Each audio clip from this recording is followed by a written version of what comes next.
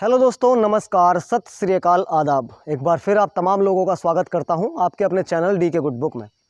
साथियों, जैसा कि आपको पता ही है कि सामाजिक मुद्दों से संबंधित वीडियो बनती है इस चैनल पर। आज एक ऐसी ही वीडियो लेकर के आया हूं, लेकिन वीडियो की जगह और ज़मीन बदल चुकी है। यहाँ पर आज की वीडियो की ज़मीन है पाकिस्तान, सरहद पार पाकिस्तान की स्टोरी है और ये सच्ची घटना पर आधारित है। इसमें किसी तरह का फेरबदल नहीं है। काफ़ी पुरानी घटना है लेकिन सत्यता पर आधारित है पूरी तरह से। इस कहानी शुरू करूं उससे पहले एक चीज़ मैं और आपसे गुजारिश करना चाहता हूं। अगर आप इस वीडियो पर आ ही गए हैं तो प्लीज़ इसको पूरा देख लीजिएगा। हो सकता है कि बहुत सारी चीज़ें ऐसी होती है वीडियो में जो कुछ हमें नया सिखा के जाती है और समाज में अवेयरनेस लाने का भी काम करते हैं। मान लीजिएगा, इस वीडियो को देख करके अगर एक भी व्यक्ति के समझ में वो चीज़ें आ जाती हैं और उसकी देखभाल करना शुरू कर देता है तो शायद कुछ बदलाव आ सकता है। हालाँकि इस तरह की वीडियो में जो लोग सस्पेक्ट हैं, जो गुनहगार हैं, वो बहुत कमी से देखने को मिलते हैं। करोड़ों में से एक दो व्यक्ति इस तरह के होते हैं जो इस तरह का कृत्य करते हैं, अपराध करते हैं। आज लोकेशन भी चेंज है। आज हम इस वीडियो को शूट कर रहे हैं हस्तिनापुर में, जो द्रौपदी घाट है अंदर सेंचुरी क्षेत्र में, वहाँ पे मैं इस वीडियो को बना रहा हूँ। बिल्कुल शांत माहौल है और द्रौपदी घाट बिल्कुल हमारे जस्ट बगल में ही है, तो वहाँ से हम इस वीडियो को आज शूट कर रहे हैं आपके लिए। साथियों, कहानी शुरू होती है पाकिस्तान से। पाकिस्तान में अक्टूबर 2011 से कहानी शुरू होती है, 30 अक्टूबर 2011। यहाँ पे एक लड़का रहता है जिसका नाम है वजीरा, और ये वजीरा जो है, ये काम इसका ये था कि जो कब्रिस्तान के अंदर देखभाल के लिए आदमी छोड़े जाते हैं, ये कब्रिस्तान की देखभाल करता था। इसके साथ साथ काफ़ी दिन से इसी तरह से ये देखभाल करते आ रहा था और कोई छोटा मोटी मजदूरी अपना काम भी करता था। समय मिलने पर कब्रिस्तान की भी देख रेख करता था। इसके साथ साथ अगर बात की जाए तो एक लड़का और है इसमें जो इस कहानी का मेन सस्पेक्ट है। उससे वजीरा की दोस्ती हो जाती है क्योंकि वो रहने वाला था पाकिस्तान के सरगोदा का। सरगोदा में छोटी मोटी नौकरी करता था, मजदूरी करता था, लेकिन वो अपना पूरा जो है चला नहीं पा रहा था, अपने घर को चला नहीं पा रहा था। इसलिए वो सोचता है कि मैं किसी और जगह पर जा कर के अपने काम को थोड़ा सा डेवलप करूँ, थोड़ा कुछ अच्छा काम करूँ। मोहम्मद रियाज इस व्यक्ति का नाम है जो पाकिस्तान के सरगोदा में रहता था। मोहम्मद रियाज जाता है कराची और कराची में ये काम करना शुरू कर देता है। इसका एक दोस्त बनता है जिसका नाम वजीरा, जो पहले से ही कब्रिस्तान की देखरेख करता था। अब वजीरा से इसकी मुलाकात होती है तो वजीरा से ये बात रखता है कि मुझे नौकरी की तलाश है, मुझे काम की तलाश है, तो मुझे काम दिलवाने में आप मेरी हेल्प करो, मदद करो। तो वजीरा बोलता है कि ठीक है, जहाँ मैं काम करता हूँ वहाँ एक व्यक्ति की और ज़रूरत है, तो आप मेरे साथ ही उस काम को करना शुरू कर दो। तो ये वजीरा और रियाज दोनों एक साथ कब्रिस्तान की देखरेख में लग जाते हैं। और ये जो मोहम्मद रियाज है ना, ये रियाज देखता था वजीरा को। इसका डेली का क्या काम था कि जब भी कोई डेड बॉडी उस कब्रिस्तान में दफनाई जाती थी और अगर वो महिला की कब्र है, महिला की डेड बॉडी दफनाई गई है, तो वजीरा उस पर नज़र रखता था पूरी तरह से। और जैसे ही रात का अंधेरा होता था और वजीरा नज़र रखता था और रात के अंधेरे में उस काले कारनामे को वो अंजाम देता था। वो काला कारनामा क्या था उसके बारे में मैं आपको बताऊंगा तो आपके पैरों तले से ज़मीन खिसक जाएगी। साथियों, वजीरा जो काम करता था वो शायद अब से पहले किसी ने सुना हो, इस ऐसी स्टोरी के बारे में आपसे पहले कभी पढ़ा हो। बहुत कमी से, जैसा मैंने बताया कि बहुत कुछ ही चंद दरिंदे, कुछ ऐसे हैवान हमारी धरती पर हैं जो इस तरह के काले कारनामों को अंजाम देते हैं। तो मोहम्मद रियाज जो है, ये वजीरा को देखता था कि जैसे ही कोई महिला की या लड़की की डेड बॉडी को दफनाया जाता है तो वजीरा उसके साइड में से कब्र को खोद करके उस कब्र में दाखिल होता है और ना जाने क्या करता है। तो इसका रोज का हो गया, पता नहीं क्या करता है। तो एक दिन ये पूछ लेता है, मोहम्मद रियाज वजीरा से पूछता है कि तुम कब्र में उतर करके क्या करते हो। तो वजीरा काफ़ी इधर उधर की बातें घुमा फिरा करके कुछ दिन तो बताता नहीं है, लेकिन एक दिन ये मोहम्मद रियाज को सारी बातें बता देता है कि मैं जब भी कोई मैं नज़र रखता हूँ और कोई महिला की या लड़की की यहाँ पर डेड बॉडी आती है, उसकी कब्र बनती है, तो मैं पहले से नज़र रखता हूँ कि ये महिला की या किसी लड़की की डेड बॉडी है, उसकी कब्र है। तो मैं उस कब्र में जा करके इस तरह के काले कारनामों को अंजाम देता हूँ। यानी कि 100 बातों की एक बात यह है कि वो मुर्दों के साथ रेप करता था। ये जो वजीरा है, ये मुर्दों के साथ रेप करता था और काफ़ी टाइम से करता था। तो ये चीज़ें मोहम्मद रियाज नोटिस कर रहा था। तो उसी बात को पूछने के लिए एक दिन ये रियाज को पकड़ता है मजबूती से और पूछता है कि ऐसा क्या करते हो तुम। तो रियाज बताता है, और जब रियाज बताता है तो एक बार को तो मोहम्मद रियाज को गुस्सा भी आता है कि यार ऐसा क्यों कर रहे हो तुम, क्या कोई बलात्कार कर सकता है, वो भी एक मरे हुए व्यक्ति के साथ। वो तो अगर मान लीजिएगा, इसको बलात्कार भी कैसे कह सकते हैं, बलात्कार तो उसको कहेंगे कि कोई अगर ज़बरदस्ती किसी का रेप कर रहा तो वो बलात्कार की श्रेणी में आता है। यहाँ तो वो कोई विरोध भी नहीं कर सकती, जिसकी मृत्यु हो चुकी है वो क्या विरोध करेगा। और उस लाश के साथ, उस मिट्टी के साथ वो अपना मुंह काला करता था, वजीरा नाम का शख्स।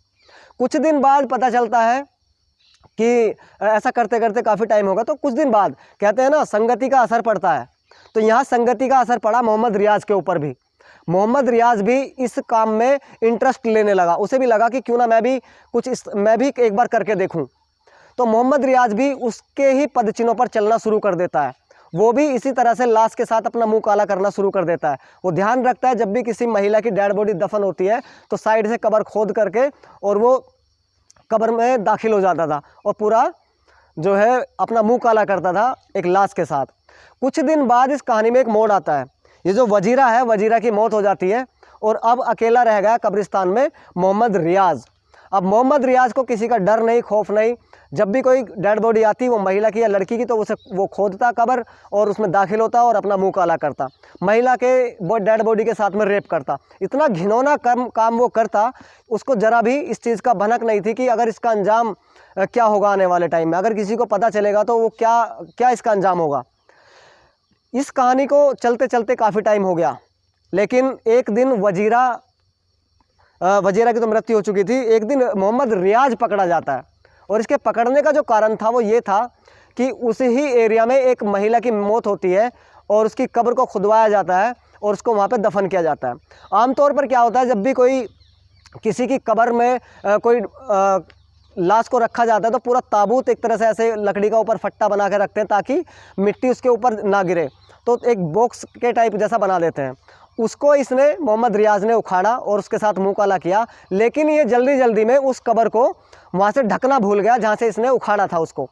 अगले दिन क्या होता है कि जिसके घर में कोई मृत्यु होती है या इस तरह का कोई चीज़ हो जाती है तो अगले दिन वो कब्र पे जाते हैं, दुआ करते हैं, कोई फातिया पढ़ते हैं, अन्य चीज़ करते हैं, बहुत सारी अलग अलग चीज़ करते हैं, देखभाल करते हैं कि कहीं किसी जंगली जानवर ने कब्र को कोई नुकसान तो नहीं पहुँचाया।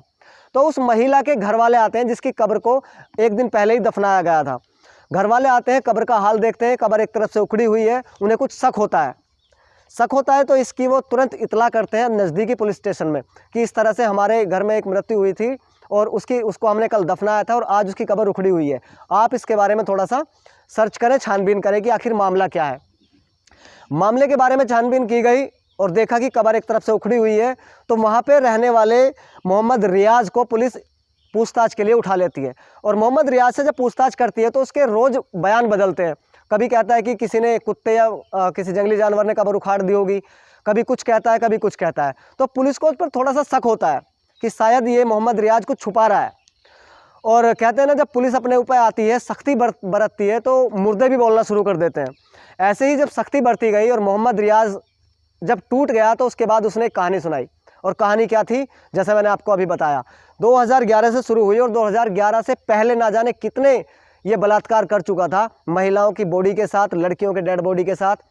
और इसने जो कहानी सुनाई वो ये थी कि साहब, मैं काफ़ी दिनों से, मेरे साथ एक लड़का और काम करता था जिसने मुझे इस काम में लेके आया था, जिसका नाम वजीरा था। वजीरा इस काम को करता था और जब उसकी मृत्यु हुई तो मैंने भी ये काम करना शुरू कर दिया। मैंने भी ना जाने कितनी लाशों के साथ अपना मुंह काला किया, उनका बलात्कार किया, उनका रेप किया।